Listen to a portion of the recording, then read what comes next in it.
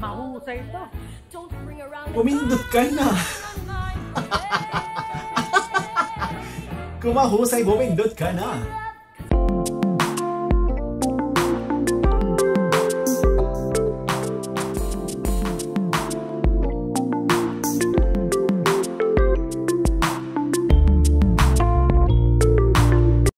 Kids and hello everyone, welcome back to my channel and welcome back for another The Voice Kid Philippines reaction video, and this time performance naman ni Ada Pristine ang gagawa natin ng chika. Syempre kung bago pa lang sa akin channel, please subscribe and hit the notification bell and comment down there. So tignan natin kung ano meron dito sa performance ni Aba, so huwag natin patagalin pa, let's go sa go.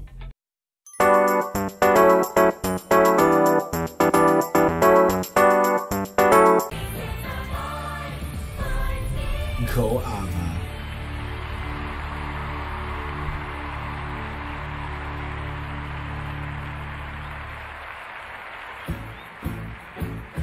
Okay.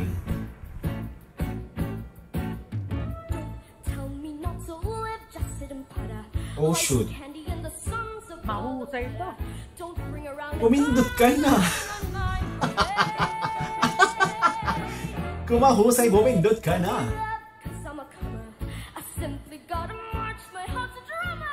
Wow. Kay Stel or kay Julie? Yung ganto.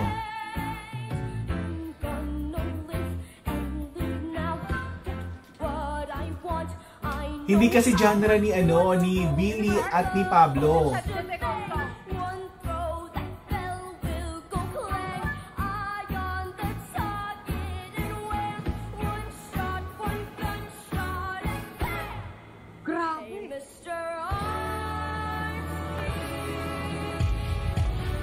Yon.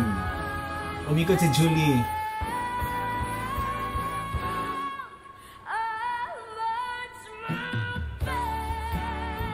Oh shoot.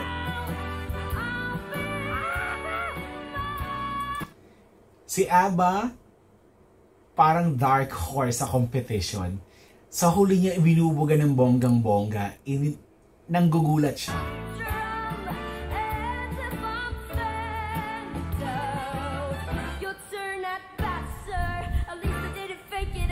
Bagay sa mga genre ni Julie to.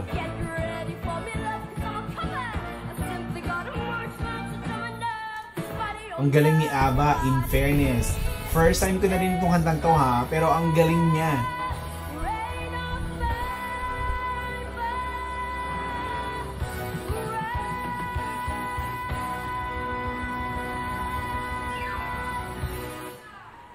Yon. Wow. Great. Awesome. Grabe. Wow. Wow. Hi baby girl, what's your name? Ava po.